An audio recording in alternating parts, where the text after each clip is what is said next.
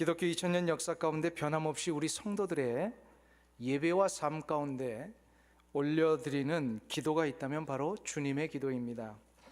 우리가 흔히 부르는 주기도문이라는 명칭은 정확하게 주님의 기도로 바꾸어 불려야 합니다. 왜냐하면 주님의 기도는 수많은 기도문 가운데 하나가 아니기 때문에 그렇습니다. 기도문이라는 것이 뭡니까? 기도문이라고 하는 것은 있는 그대로 읽거나 외워서 반복하여 올리는 그 내용 자체가 고정되어 있는 기도를 말합니다. 예를 들어서 자녀를 위한 기도문, 부모를 위한 기도문, 고난을 당한 자를 위한 기도문 같은 것들이 바로 그런 기도문이라고 할 수 있습니다. 이런 기도문은 예수님 당시에도 있었고 예수님께서 부활 승천하신 이후에도 계속해서 만들어졌으며 또한 앞으로도 만들어질 것입니다. 그러나 주님의 기도는 경우에 따라 만들어지고 변형되어지는 그런 고정화되고 정형화된 기도문이 아니라 하나님의 자녀라면 누구든지 간에 이 세상을 사는 동안 붙들어야 할 기도의 가장 중요한 근간이요 모범이라고 우리는 말할 수 있습니다. 주님은 이 기도를 통하여서 우리로 하여금 기도가 무엇인지를 가르쳐 주셨으며 이 주님의 기도를 통하여 기도를 어떻게 해야 되는지도 알려주셨습니다. 그리고 이 기도 가운데 무엇을 구하며 우리가 기도의 삶을 살아야 되는지도 가르쳐 주십니다. 그런 의미에서 주님의 기도는 모든 신앙생활에 있어서 기도의 근간이며 기초라 할 수 있습니다. 이 주님의 기도를 그래서 잘 알아야 합니다. 그러면 왜 주님은 우리에게 이 기도를 주신 것일까요? 그것은 기도를 날마다 묵상하며 그 기도대로 살아서 하나님이 원하시는 수준의 신앙인, 곧 하나님이 원하시는 수준의 자녀가 되도록 우리를 만드시기 위함입니다. 다시 한번 말씀드립니다. 왜 주님의 기도를 주셨다고요? 주의 기도를 왜 주셨다고요?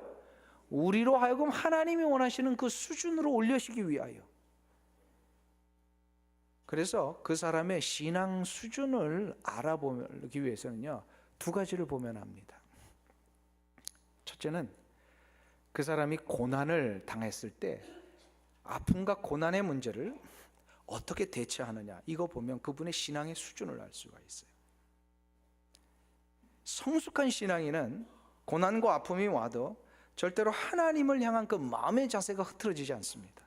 하나님에 대한 신뢰가 흔들리지 않습니다. 고난이 오고 아픔이 와도 하나님을 향한 그 마음의 자세는 결코 바뀌지 않습니다. 원래 하나님이 부르신 목적과 방향대로 그대로 갑니다. 또 두 번째, 그 사람의 신앙의 수준을 알아보는 기준이 있어요. 그게 바로 뭐냐면 그분이 하는 기도의 내용을 보면 알 수가 있습니다. 그래서 제가 거의 신방 가서 기도를 시키지는 않습니다만 가끔 기도를 좀 시키는 경우가 있어요. 신방 요청하신 분에게. 왜 그런지 아세요? 이분이 20년 교회 다녔다는데 이게 진짜인지 아닌지를 알려면요 그 기도하는 걸 보면은 알아요. 이분이 어릴 때부터 저 한국에서부터 믿음 생활 하셨다고 그러는 거를 어떻게 확인합니까? 그래서 이분이 기도하시는 걸 보면 이분이 진짜 참 성숙한 신앙인이신지 아니신지를 알 수 있어요. 성도의 기도는요, 그가 하나님 앞에 나아가는 삶의 자세와 신앙의 수준과 정비례합니다. 매일마다 드리는 기도가 내 건강, 내 물질, 내 가정, 내 사업만을 위한 것이라면 그의 신앙은 자기 테두리 안에 머물러 있는 신앙이에요. 그러나 나를 넘어서서 매일의 삶 속에서 하나님의 뜻을 구하며 하나님이 원하시는 나의 이웃과 민족을 위하여 기도가 확장되고 하나님의 나라와 복음의 역사를 위하여 내 기도가 매일마다 확장되어 나간다면 그는 분명 하나님이 원하시는 성숙한 신앙인임에 틀림이 없습니다. 그래서 우리의 기도는 달라져야 합니다. 그런 의미에서 주님의 기도는 결코 회의 끝날 때 주문처럼 그냥 아무런 의미 없이 쉽게 외워 지나가는 그런 기도가 되어서는 안 됩니다. 제가 주기도문을 이제 주님의 기도를 강해를 시작하면서 참 많은 것을 다시 한번 제 자신을 되돌아봤어요. 저도 어떨 때는요, 주일날 예배가 3번 있고요, 또 뭐 카운슬에 있고, 또 새가족들을 위하여 기도를 해주고, 또 어떤 분들은 아프신 분들 와가지고 또 기도해달라 그러면 하루에 기도를 얼마나 많이 했는지 모르겠어요. 그럼 나중에 지쳐가지고 어떤 회의 끝날 때는 막 기도가 안 나와, 막 이렇게 힘이 들어가지고요. 그럼 우리 그냥 주기도문으로 마칩시다. 나도 모르는 사이에 그랬더란 말이에요. 주기도문은 회의 마칠 때 그냥 쉽게 주문 외우듯이 외워서 후딱 지나가 버리는 그런 기도로 주신 것이 아니란 말이에요. 주님의 기도는 바로 우리의 성도의 삶 속에서 우리가 과연 어떻게 살아야 할지, 기도가 무엇인지, 그리고 어떤 삶의 방향과 목적을 향하여 나가야 할 것인지를 가르쳐 주시는 기도의 모범이며 근원입니다. 그러기에 주님의 기도는 날마다 우리가 묵상하며 그 기도대로 살기 위하여 노력해야 될 줄로 믿습니다. 이를 위해서는 우리가 주님의 기도가 의도하신 그 뜻과 내용을 살펴볼 필요가 있습니다. 앞으로 몇 주에 걸쳐서 이 주님의 기도를 우리가 살펴보게 되는데요, 오늘은 그 첫 번째로 과연 주님의 기도가 우리에게 가르쳐 주시는 뜻과 의도가 무엇인가, 그것은 오늘 첫 번째로 주님의 기도는 우리의 기도의 대상이 누구인지를 명확하게 알고 기도하라고 말씀하고 계십니다. 한번 따르겠습니다. 우리의 기도가 누구에게 드려지는지를 분명히 알라. 우리의 기도가 누구에게 드려지는지를 분명히 알고 하는 기도. 그래서 오늘 본문 9절을 다시 한번 우리가 돌아가서 우리 본문 말씀을 보겠습니다.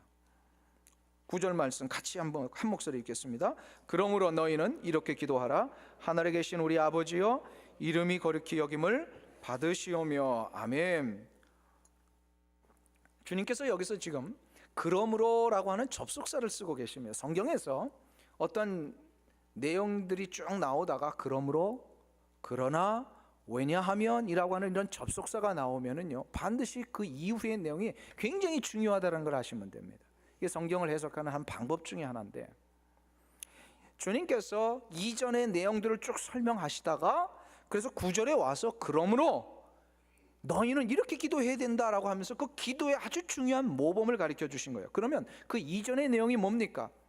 당시 서기관과 바리새인으로 대표되는 종교 지도자들이 하나님 앞에 기도한다고 하면서도 잘못된 기도를 드렸더라는 거예요. 어떤 기도를 했어요? 첫 번째로 누구에게 보여주는 기도? 사람에게 보여주는 기도, 사람 들으라고 하는 기도들을 버젓이 하고 있으면서도 여전히 이것이 경건한 척 했단 말이에요. 또한 두 번째로 저들이 잘못된 기도가 있었어요. 무슨 기도였습니까? 중언부언하는 기도. 이 기도를 뭐라 그래요? 이방인들이나 하는 기도라 그랬잖아요. 자신의 욕심을 관철시킬 때까지 계속해서 반복하는 그런 기도, 이것이 바로 중언부언 기도라고 얘기를 했습니다. 이런 기도들이 이루어지는 이유가 있습니다. 왜 그런지 아세요? 저들이 지금 하나님을 믿는다고 하는 사람들이었어요.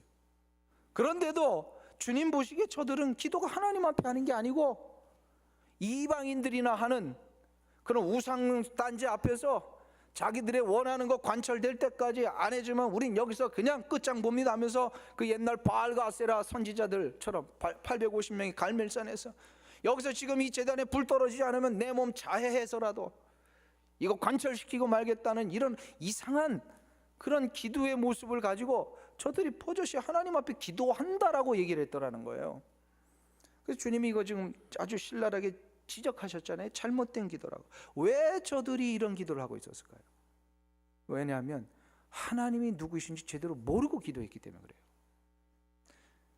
바리새인과 서기관으로 대표하는 당시의 종교 지도자들은요, 말이 종교 지도자들이지 하나님을 믿는 참된 신앙도 저들에게는 없었고요, 저들을 따르고 있는 수많은 사람들을 참된 길로 인도해 내지도 못하고 있었습니다.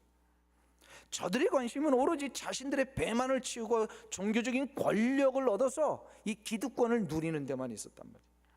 그러니 저들의 기도가 하나님을 향한 기도가 아닐 뿐더러 하나님이 누구이신지도 모르고 했다라는 겁니다.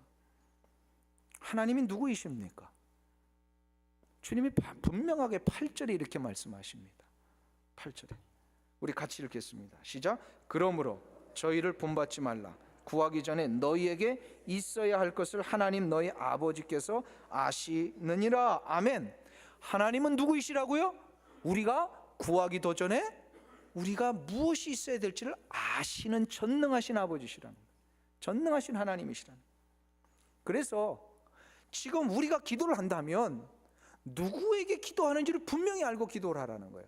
그래서 그러므로 너희는 이렇게 기도하라 라고 말씀하신 이후에 그 기도의 모범을 주님의 기도로 우리에게 주셨는데, 오늘 본문에 보면은요, 하늘에 계신 우리 아버지요, 하나님을 먼저 찾는 기도예요. 근데 성경에 보면 하늘에 계시니 우리 한글말에는 먼저 번역되어 나왔지만 원래 헬라어 원문에 보면은요, 우리 아버지여가 먼저 나옵니다. 그래서 다시 번역하면 우리 아버지여 하늘에 계신, 이렇게 번역을 해야 돼요.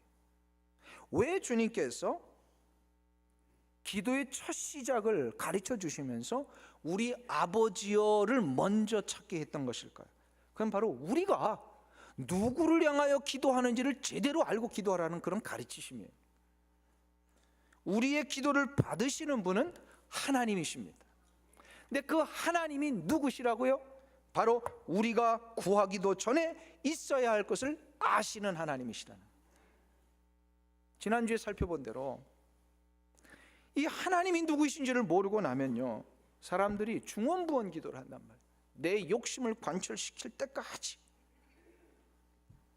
이 중언부언 기도는요, 무지한 신앙인이고요, 이 중언부언 하는 자는요, 하나님을 믿지 못하는 불신앙입니다. 이런 기도를 하면 어떤 결과가 일어나냐면 힘만 들고 지치기만 합니다. 그래서 하나님이 준비해 놓으신 그 기도 자체에 부여해 주시는 이 풍성한 하나님의 은혜와 이 간섭과 섭리를, 그래서 그 기도 때문에 이루어지는 이 감격을 다 놓쳐버려요.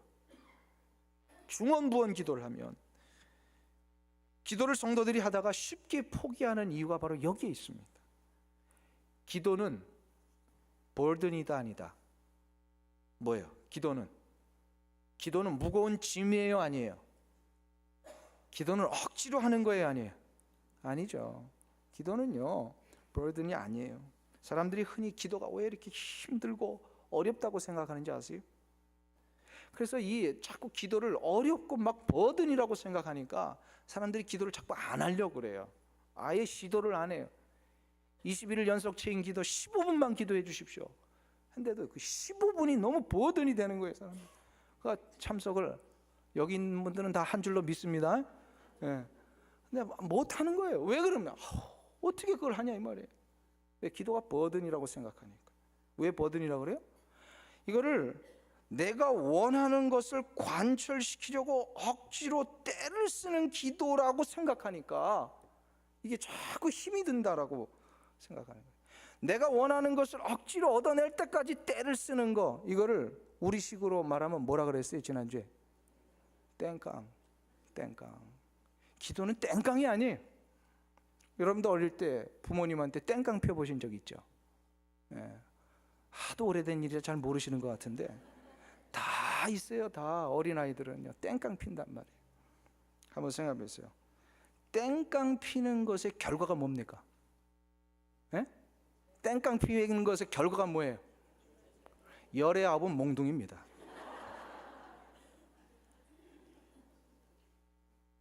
그리고 몽둥이로 매 맞는 것뿐만 아니라 다시 그 땡깡 핀 내 자체가 지쳐 떨어집니다.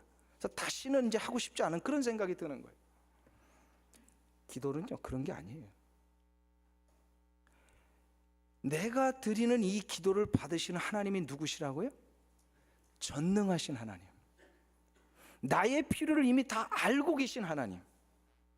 그런 하나님은 이미 우리가 있어야 할 것을 아시기에 그 하나님을 내가 진짜로 확신하고 믿고 이것을 알고 기도하면 기도는 부담이 아니라 기쁨이에요.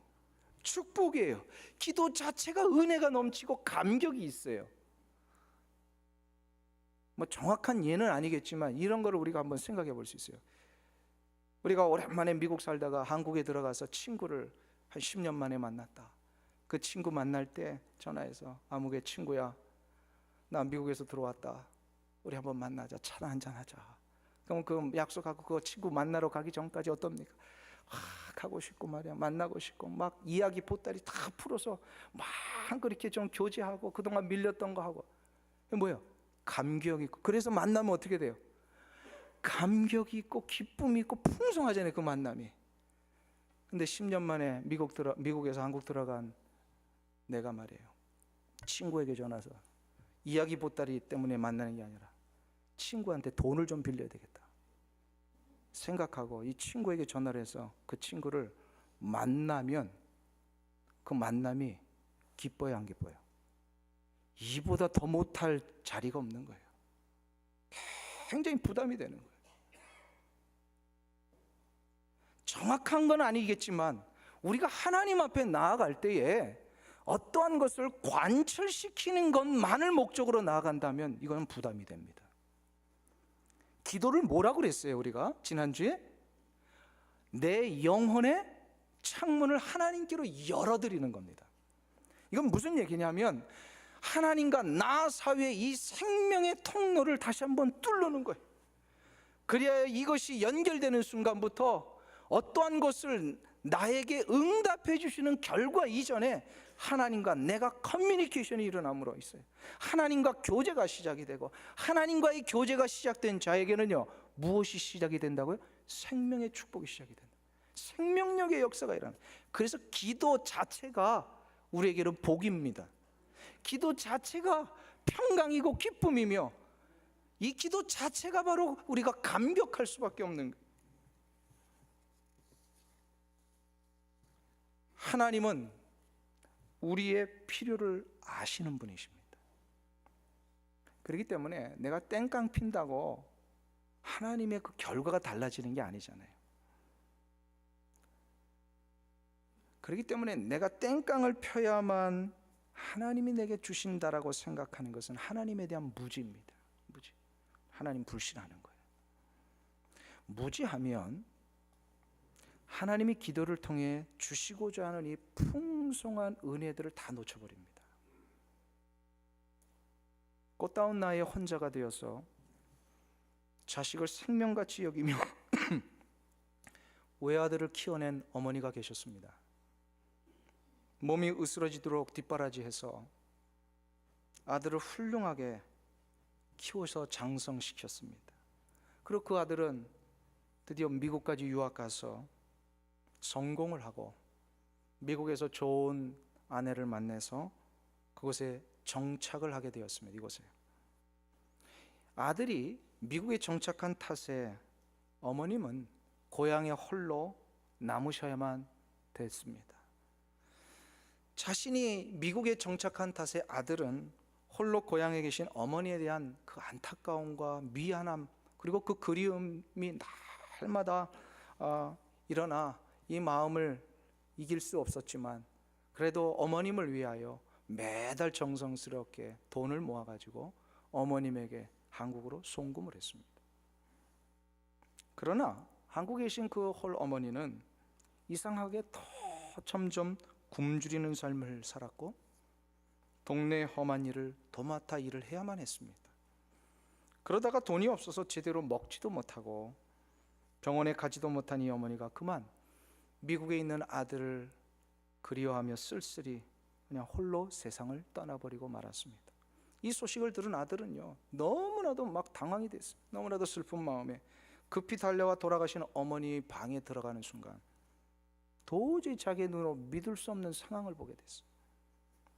아들이 그동안 어머니를 위해 매달 송금한 이 체크 수표가 온 방 안에 도배가 되어 있었던 거예요. 그 어머니는 아들이 보내온 수표를, 체크를 단순히 아들의 편지로만 알고 있었던 거예요. 아들이 보내온 편지니까 너무나도 아들 보고 싶어서 이 체크를 벽에다 다 붙여. 은행에 가서 그 바꾸면 돈이 되는 걸 몰랐던 거예요.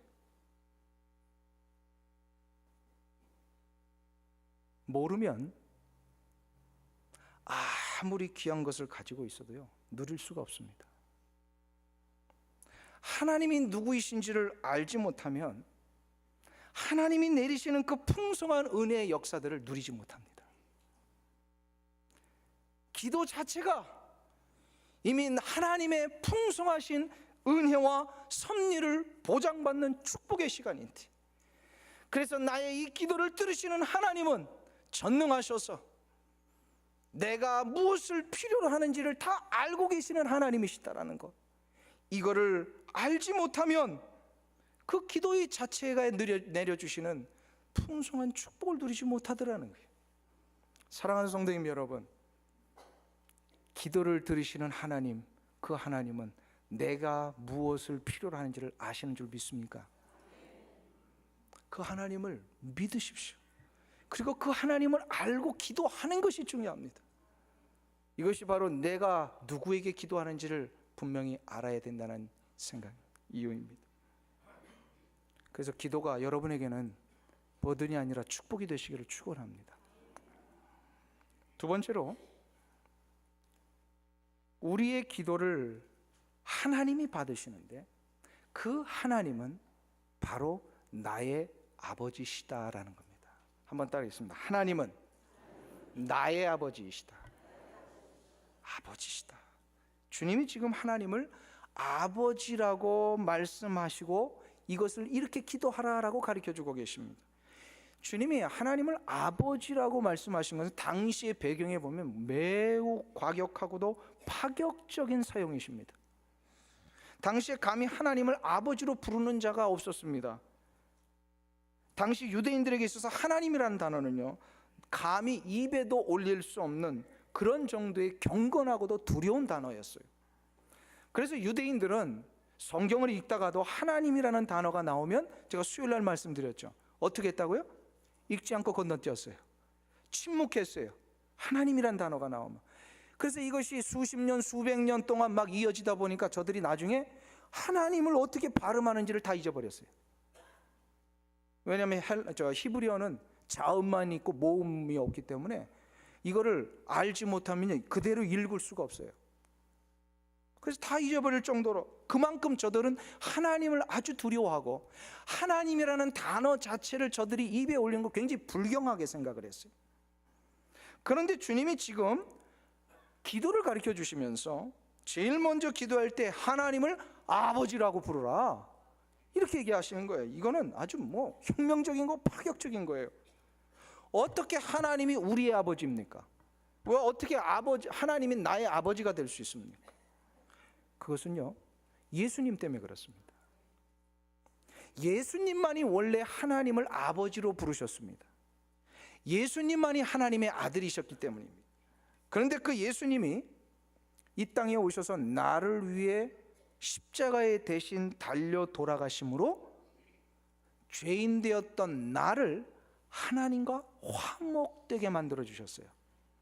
그래서 로마서 5장 10절에 보면 이런 말씀이 나옵니다. 우리 한번 찾아보실까요? 로마서 5장 10절.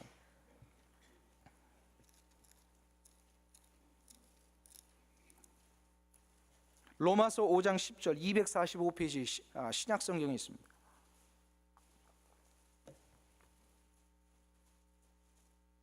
로마서 5장 10절입니다.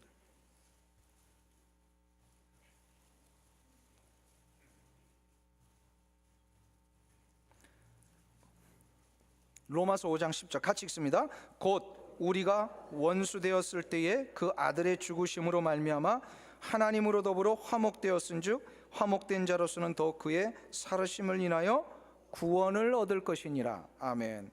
여기서 화목되었다라고 하는 것은 하나님과 나 사이에 가로막혀 있던 이 죄의 장애물이 다 없어져 버렸다는 거예요. 누구 때문에? 예수님 때문에. 예수님의 십자가 때문에 하나님과 나 사이에 있던 이 장애물, 죄의 장애물이 다 없어져. 이게 화목이란 뜻이. 이것이 화목되었기 때문에 이제 우리는 예수님의 그 구원의 역사를 나를 위한 것임을 믿고 그 예수님의 이름을 믿고 나가기만 하면 우리는 언제든지 하나님의 자녀로 하나님 아버지 앞에 나아갈 수 있는 자가 됐습니다. 그래서 요한복음 1장 12절에 보면은요, 영접하는 자 곧 그 이름을 믿는 자들에게는 하나님의 자녀가 되는 권세를 주셨으니 할렐루야. 그렇기 때문에 예수님으로 인하여서 나 역시도 하나님을 아버지로 부를 수 있게 됩니다. 내가 하나님의 자녀가 됐잖아요. 양자가 됐잖아요. 그러니까 하나님을 이제는 아버지라고 부른 겁니다. 근데 더 놀라운 사실이 하나 있어요. 우리가 하나님을 아버지로 부르게 된 이후에 아버지라고 부르는 자체가 특권인데, 그러나 이 특권을 가진 자에게 주시는 하나님의 이 또한 혜택이 있어요. 특혜가 있어요. 바로 뭐냐면 이전에는 어느 누구에게서도 받을 수 없는 하나님의 그 지극하신 사랑과 관심을 내가 몸소 받게 되었다라는, 이런 사랑과 관심을 받아본 적이 없는데 하나님이 이런 관심과 사랑을 나에게 주십니다. 이것이 얼마나 놀라운 것인가면요, 아주 수년 전의 일입니다. 오래전의 일인데요, 한국에서 대구 지하철 참사가 일어난 거 아시죠? 일어났을 때 사망자로 잘못 분류될 뻔했던 대학생 한 명이 있었어요. 당시 경북대학교 이 부속병원 응급실은요, 지하철 참사 사고로 인하여서 실려온 사람들과 그 가족들 때문에 그 자체가 막 아비규환 자체였습니다. 이때 이규창이라는 대학생이 부상자로 들어왔다가 더 이상 숨을 못 쉬니까 사망자로 분류돼 가지고 영안실로 옮겨가려고 하는 찰나였습니다. 이때 자기 아들, 이규창 아들의 이 사고 소식을 들은 어머니가 아들을 찾기 위해서 그 응급실로 달려 들어왔습니다. 들어왔더니요, 뭐 수많은 부상자와 이 시신들이 응급실에 막 널려 있고, 죽은 자들은 흰 이 보자기가 덮여 있고, 그래가지고 이 어머니 막 정신없이 자기 아들을 찾겠다고 막 하는데, 갑자기 영안실로 실려가는 그 침대에 그 흰 보자기로 덮여 있는 그 한 시신이 헝겊 바깥으로 발이 하나 나와 있는 거예요. 어머님이 이 발목을 보고 이게 내 아들이다라고 확신을 갖고 이 나가는 그 시신을 붙들고 헝겊을 다 열어 젖힌 채 내 아들 죽지 않았다고, 살려달라고 막 당황하면서 그 당시에 의료진들을 붙들고 어떻게든 좀 살려내라고 막 그런 거예요. 그 어머니의 애절한 간청 때문에 그 당시에 의료진들이요, 이 이규창이라는 청년에게 인공 호흡, 그다음에 이거 심장 다시 심폐 소생술 하는 거 있잖아요. 이거를 포기했다가 다시 하기를 시작을 합니다. 한참을 하고 있는데 그 아들의 발가락이 움직이기를 시작을 하더랍니다. 그리고 그 고비를 한참 후에 다시 넘긴 아들은 극적으로 살아나게 되었습니다. 제가 이 기사를 오래전에 읽었는데 아직도 기억이 생생해요. 어떻게 그 어머니가 그 수많은 시신이 있는 가운데 발목만 보고 아들을 찾아낼 수 있었겠습니까? 무슨 이유 때문에 그런 일을 할 수 있었다고 생각하십니까? 그게 바로 어머니의 관심 때문입니다. 부모는요, 자신의 아들을 누구보다도 잘 압니다. 그리고 그 아들에 대하여는 특별한 사랑과 관심을 쏟았고 계속해서 쏟고 있습니다. 다른 아이들은 몰라도 자기 자식만큼은 그 발목이 어떻게 생겼는지, 그가 가지고 있는 살결은 어떤 상태인지, 아들의 체취와 음성은 무엇인지를 알 수 있는 것이 바로 부모입니다. 부모예요. 하나님은 나의 아버지십니다. 아버지는 나를 그래서 잘 아십니다. 내가 무슨 생각을 하는지, 내가 지금 어디에 있는지, 내가 무엇 때문에 힘들어하고 있는지를 하나님은 알고 계십니다. 그런데 하나님은 전능하신 하나님이세요. 전능하신 하나님은 능치 못하실 일이 없으십니다. 나의 삶의 문제와 인생의 길까지도 해결하실 수 있는 유일한 분이 나의 아버지 하나님이십니다. 그러니까 한번 생각해 보세요. 그 하나님을 내가 아버지라고 부르는 이 자체가 얼마나 감격입니까? 그 하나님을 내가 아버지라고 부르는 것이 얼마나 특권이에요. 어느 누구에게도 내가 이런 감격을 얻지 못했는데 하나님을 만난 이후에 하나님이 나의 아버지가 되셨어요. 하나님 아버지. 심지어 성경에는 예수님이 하나님 아버지를 뭐라고 부르라 그래요? 아빠라고 부르라. 아빠. 어린아이가 아빠 부르는 것 심정처럼 하나님을 향하여 내가 아버지라고 부를 수 있는 것 자체가 내게는 특권이며 그 자체가 기쁨이요 축복인 줄로 믿습니다. 이 은혜와 특권을 놓치지 않으시기를 축원합니다. 그리고 마지막으로 우리가 살펴볼 게 있어요. 우리가 기도하는, 그래서 나의 기도를 들으시는 우리의 하나님 아버지는 나의 아버지이신과 동시에 또한 우리의 아버지이십니다. 한번 따르겠습니다. 하나님 아버지는 우리의 아버지이시다. 내가 하나님을 나의 아버지로 부른다라고 하는 것은 아까 뭐라 했어요? 특권이며 기쁨이며 축복입니다. 그런데 이 하나님을 우리의 아버지로 부르는 것은 특권인과 동시에 내가 함께 해야 할 하나님의 사랑을 받은 자의 의무와 책임이기도 합니다. 무슨 얘기냐면 하나님은 나 혼자만의 하나님이 아니라 우리 모든 지체된 그리스도 안에서 한 형제와 자매된 우리 모두의 아버지이십니다. 하나님을 나만의 아버지가 아닌 우리의 아버지로 고백할 때 그 아버지로 인하여 우리와의 관계가 실은 우리끼리의 이 관계가 새롭게 형성이 되고 돈독해지고 아버지 하나님이 우리 공동체 안에 허락하신 이 놀라운 생명의 축복이 더욱더 풍성해집니다.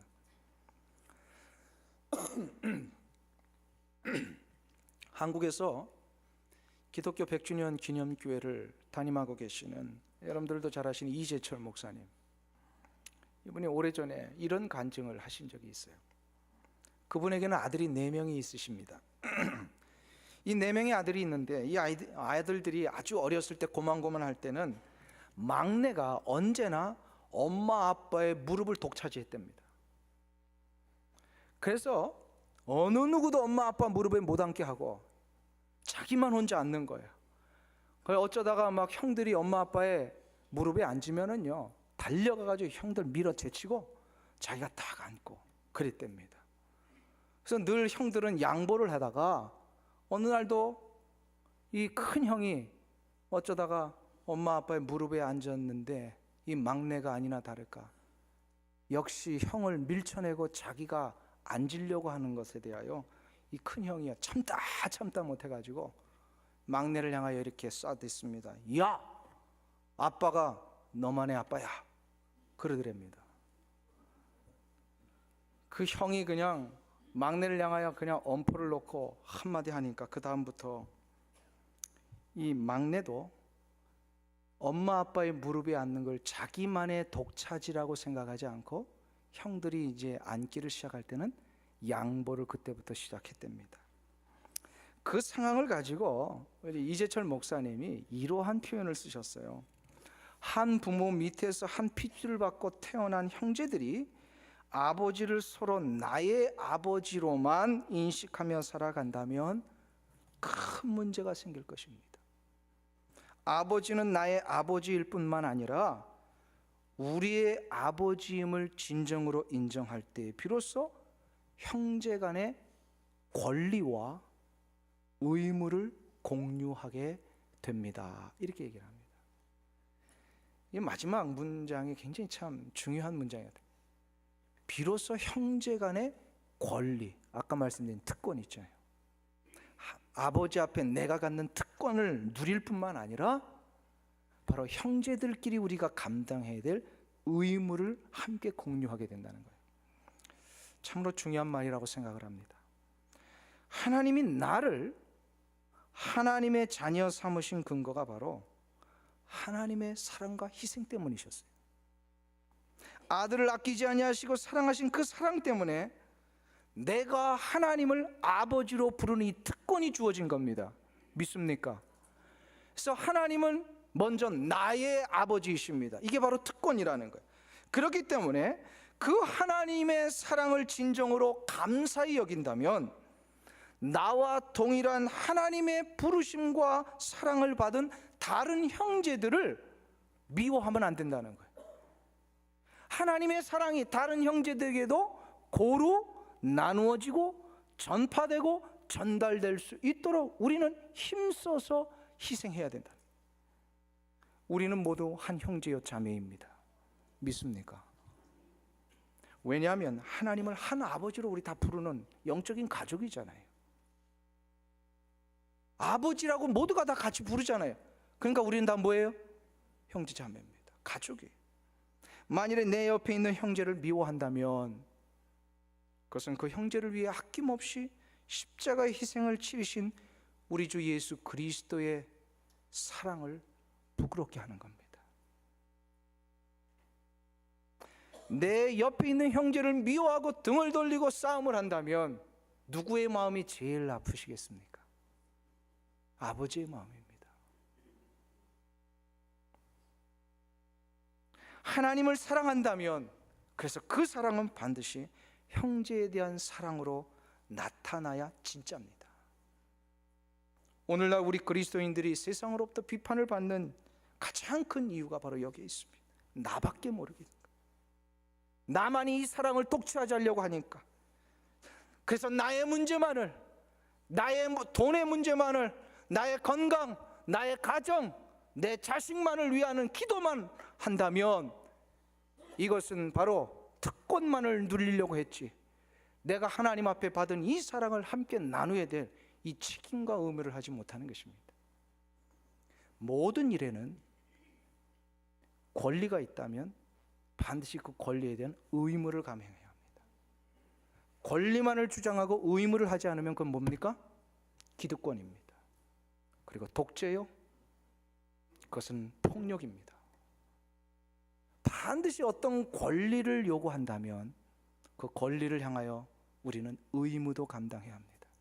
하나님을 나의 아버지로 여기는 이 특권을 내가 누리며 산다면 이 특권 때문에 내게 주신 이 사랑을 함께 나누라고 하시는 하나님의 이 귀한 요청 앞에 우리는 기꺼이 그 의무와 책임을 감당해야 합니다. 그래서 사도 요한은 이렇게 선포합니다. 누구든지 하나님을 사랑하노라 하고 그 형제를 미워하면 이는 뭐 하는 거라고요? 거짓말하는 거다. 보는 바 그 형제를 사랑하지 아니하는 자는 보지 못하는 바 하나님을 사랑할 수 없느니라. 사랑하는 성도님 여러분, 하나님이 여러분의 아버지이십니까? 그렇다면 그 하나님이 우리의 아버지가 되심을 인하여 나아가야 합니다. 몇 년 전에 우리 교회 성도님 가정이 아들을 이라크 전쟁터에 보내시고 날마다 기도를 하신 그런 가정이 계세요.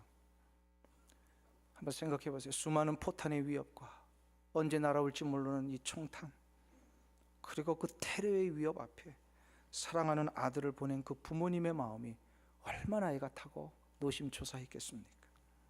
매일마다 아들의 안전을 지켜달라는 기도가 뭐 저절로 나올 수밖에 없다라고 생각을 합니다. 그런 하루가 그러던 어느 날 그 어머님이 저와 대화를 나눈 가운데 이런 말씀을 하셨어요. 목사님, 아들을 위해 하루도 기도를 안 한 적이 없습니다. 그런데 그 전쟁터에 수많은 다른 이의 아들들도 있는데 도저히 제 아들만 안전을 지켜달라는 기도를 못 하겠더라고요. 그래서 매일마다 하나님, 함께 그 부대에 있는 모든 아들들을 지켜주세요. 제 아들을 통해 그 부대가 생명의 능력, 복을 받는 은혜가 있게 해주세요. 이렇게 기도를 하셨대요. 제가 그 어머님의 기도를 들으면서 큰 감명과 도전을 받았습니다. 그 기도 때문에 하나님은 그 아들을 보호해 주시고 지켜주셔서 무사히 제대를 할 수 있게 해 주셨습니다. 저는 이렇게 말하고 싶습니다. 그 어머니의 기도는 분명 하나님을 사랑하는 자가 어떻게 세상을 향하여 마음을 가져야 하는지를 잘 보여주는 성숙한 성도의 기도라고 저는 믿습니다. 하나님 아버지를 우리의 아버지로 고백하는 성도는, 그래서 그 놀라운 사랑의 특권과 혜택을 누리는 성도는 나만을 위하여 기도하지 아니하고 우리를 위해 기도하는 이 책임과 의무까지도 나아가게 되어 있습니다. 하나님 아버지를 우리의 아버지로 고백하는 성도는 내 물질, 내 건강, 내 사업, 내 가족만을 위해 기도하지 아니하고 이웃과 민족과 하나님의 나라의 확장을 위하여 기도하게 되는 줄 믿습니다. 사랑하는 성도님 여러분, 하나님 아버지는 우리의 아버지이십니다. 이것을 놓치지 않는 한 우리는 우리 공동체 안에 허락하신 하나님의 그 놀라운 생명의 축복을 풍성하게 누리며 나갈 줄 믿습니다. 이 은혜가 있기를 축원합니다.